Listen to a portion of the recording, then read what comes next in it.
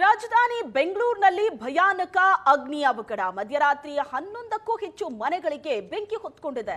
ನಂದಿನಿ ಲೇಔಟ್ನ ಅವಾಡಿಗರ ಕಾಲೋನಿಯಲ್ಲಿ ನಡೆದಂತ ಘಟನೆ. 11ಕ್ಕೂ ಹೆಚ್ಚು ಮನೆ, ಬೈಕ್ಗಳು, ಗೂಡ್ಸ್, ಆಟೋ ಭಸ್ಮ ಆಗಿದೆ. ಉದ್ದೇಶಪೂರ್ವಕವಾಗಿಯೇ ಕಿಡಿಗೇಡಿಗಳು ಬೆಂಕಿ ಹಚ್ಚಿರೋ ಶಂಕೆ ಇದೆ. ಸ್ಥಳಕ್ಕೆ ಕಾಂಗ್ರೆಸ್ ನಾಯಕಿ ಕುಸುಮಾ ಹನುಮಂತರಾಯಪ್ಪ ಭೇಟಿ ನೀಡಿದರು. ಬೆಂಕಿ ಹೊತ್ತುಕೊಂಡ ಪ್ರತಿ ಮನೆಗೆ 15,000 ಪರಿಹಾರ ಘೋಷಣೆಯಾಗಿದೆ. ಉದ್ದೇಶಪೂರ್ವಕವಾಗಿ ಆಗಿದ್ರೆ ತನಿಖೆ ಆಗಬೇಕು ಅಂತ ಕುಸುಮಾ ಹೇಳಿಕೆ ಕೊಟ್ಟಿದ್ದಾರೆ. ದೃಶ್ಯದಲ್ಲಿ ನೋಡ್ತಾ ಇದ್ರಿ, ಭಯಾನಕ ಅಗ್ನಿ ಅವಘಡ ಬೆಂಗಳೂರಿನಲ್ಲಿ ನಡೆದಿರೋದು. ಮಧ್ಯರಾತ್ರಿ ಆದಂತ ಈ ಅವಘಡಕ್ಕೆ 11ಕ್ಕೂ ಹೆಚ್ಚು ಮನೆಗಳು ಬೆಂಕಿಗಾಹುತಿಯಾಗಿದೆ. ಮನೆ, ಬೈಕು, ಗೂಡ್ಸ್, ಆಟೋ ಬೆಂಕಿಯಲ್ಲಿ ಸುಟ್ಟು ಕರಕಲಾಗಿದೆ. ದೃಶ್ಯದಲ್ಲಿ ನೋಡ್ತಾ ಇದ್ದೀರಿ ಬೆಂಕಿಯ ಜ್ವಾಲೆ ಹೇಗಿದೆ ಅಂತ. ಕುಸುಮಾ ಹನುಮಂತರಾಯಪ್ಪ ಭೇಟಿ ನೀಡಿದ್ರು ಕಾಂಗ್ರೆಸ್ ನಾಯಕಿ. ನಂದಿನಿ ಲೇಔಟ್ನಲ್ಲಿ ನಡೆದಂತಹ ಘಟನೆ ಇದು. 11ಕ್ಕೂ ಹೆಚ್ಚು ಮನೆ ಸುಟ್ಟು ಭಸ್ಮ ಆಗಿದ್ದು, ಮನೆ ಕಳ್ಕೊಂಡವರು ಕಂಗಾಲಾಗಿದ್ದಾರೆ.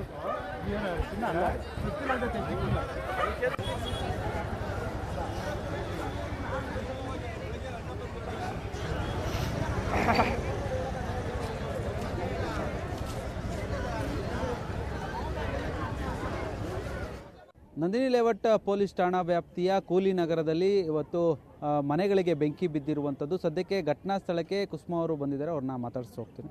ಮೇಡಮ್, ಏನೆಲ್ಲ ಆಗಿದೆ? ಏನಾದರೂ ಪರಿಹಾರ ಕೊಡುವಂಥ ಕೆಲಸ ಆಯಿತಾ? ಏನಾಗಿದೆ ಅಂತ?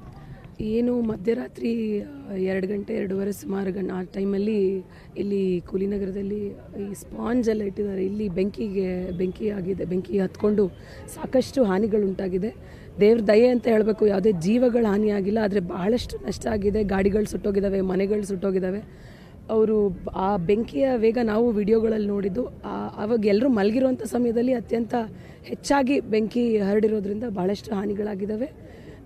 ಗಾಡಿಗಳು ಸುಟ್ಟಿದ್ದಾವೆ, ಮನೆಗಳು ಸುಟ್ಟಿದ್ದಾವೆ. ಪಾಪ ಮಕ್ಕಳುಗಳು ಎಲ್ಲರೂ ನಿದ್ದೆ ಮಾಡ್ತಿರೋಂಥ ಅಂಥ ಸಮಯದಲ್ಲಿ ಬೆಂಕಿ ಅನಾಹುತ ನಡೆದಿರುವಂಥದ್ದು. ಈ ಭಾಗದಲ್ಲಿ ಬಹಳ ಆರ್ಥಿಕವಾಗಿ ಬಹಳ ಹಿಂದುಳಿದಿರುವಂಥ ಜನಗಳು ವಾಸ ಮಾಡುವಂಥವ್ರು, ಕೂಲಿ ಮಾಡಿ ಜೀವನ ಸಾಗಿಸುವಂಥ ಜನಗಳೇ ಇಲ್ಲಿ ಹೆಚ್ಚಾಗಿ ವಾಸ ಮಾಡ್ತಿರುವಂಥದ್ದು. ಅವರ ಇಡೀ ಜೀವನ ಒಂದು ರೀತಿ ಬೆಂಕಿಗೆ ಬೂದಿ ಆಗೋದನ್ನು ಅವ್ರು ಕಣ್ಣಾರೆ ನೋಡಿದ್ದಾರೆ.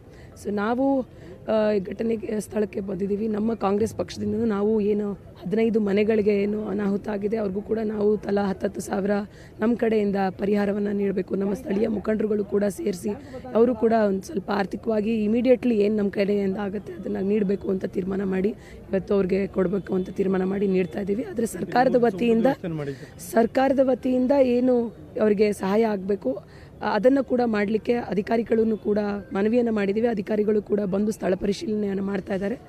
ನಮ್ಮ ಕಾಂಗ್ರೆಸ್ ಪಕ್ಷದ ಸರ್ಕಾರ ಇರೋದ್ರಿಂದ ಬಡವರಿಗೆ ಹೆಚ್ಚು ಹಾನಿಯಾಗಿದೆ.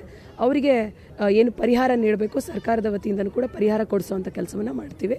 ಇಲ್ಲಿನ ಜನಗಳಿಗೆ ಇವತ್ತೇನು ಪಾಪ ಅವರು ಮನೆಯೆಲ್ಲ ಸುಟ್ಟಿರೋದ್ರಿಂದ ಎಲ್ಲ ಮನೆಯಿಂದ ಆಚೆ ಮಧ್ಯರಾತ್ರಿಯಿಂದನೂ ಕೂಡ ಪಾಪ ಆಚೆಗಡೆ ಇದ್ದಾರೆ. ಅವರೆಲ್ಲರಿಗೂ ಕೂಡ ಊಟದ ವ್ಯವಸ್ಥೆ ಇರ್ಬೋದು, ಏನು ಇವಾಗ ತಕ್ಷಣದ ಸಹಾಯ ಏನು ಮಾಡ್ಬೋದು ಅದನ್ನು ನಮ್ಮ ಕಡೆಯಿಂದ, ನಮ್ಮ ಕಾಂಗ್ರೆಸ್ ಪಕ್ಷದ ಕಡೆಯಿಂದ ಮಾಡ್ತಾ ಇದ್ದೀವಿ. ಮೇಡಮ್, ನೀವು ಘಟನಾ ಸ್ಥಳಕ್ಕೆ ಭೇಟಿ ಕೊಟ್ಟಿದ್ದೀರಾ. ಒಂದಷ್ಟು ಜನ ಹೇಳ್ತಾ ಇರುವಂಥ ಇದು ಉದ್ದೇಶಪೂರ್ವಕವಾಗಿ ಆಗಿದೆ, ಯಾರೋ ಕಿಡಿಗೇಡಿಗಳು ಇದಕ್ಕೆ ಬೆಂಕಿ ಹಚ್ಚಿದ್ದಾರೆ ಅನ್ನುವಂಥ ಆರೋಪ ಕೂಡ ಕೇಳಿ ಬರ್ತಾ ಇದೆ. ಇರಬಹುದು, ಅದು ನಮಗೆ ಗೊತ್ತಿಲ್ಲ. ಅದು ಸರಿಯಾದ ತನಿಖೆ ಆಗಬೇಕು. ತನಿಖೆ ಆದ ನಂತರ ಅದ್ರ ಆಚೆ ಬರುತ್ತೆ. ಈಗ ತಕ್ಷಣಕ್ಕೆ ಅವರಿಗೆ ಪರಿಹಾರ ಸಿಗಬೇಕು. ಮನೆಯಿಂದ ಆಚೆ ಇದ್ದಾರೆ, ಮನೆಗಳು ಸುಟ್ಟೋಗಿದ್ದಾವೆ. ಮಕ್ಕಳುಗಳಿಗೆ ಶಾಲೆ ಕಾಲೇಜ್ಗೆ ಹೋಗ್ತಾ ಇರೋಂಥ ಮಕ್ಕಳುಗಳಿಗೆ ಅವ್ರು ವಿದ್ಯಾಭ್ಯಾಸ ಮಾಡ್ತಾ ಇದ್ದಂಥ ಪುಸ್ತಕಗಳು ಸುಟ್ಟೋಗಿದ್ದಾವೆ.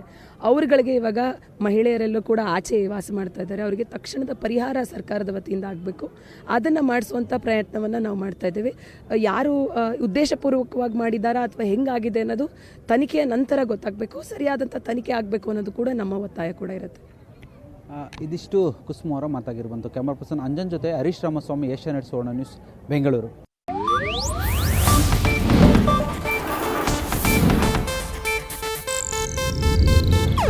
ಇದು ಏಷ್ಯಾನೆಟ್ ನ್ಯೂಸ್ ನೆಟ್ವರ್ಕ್ ಪ್ರಸ್ತುತಿ.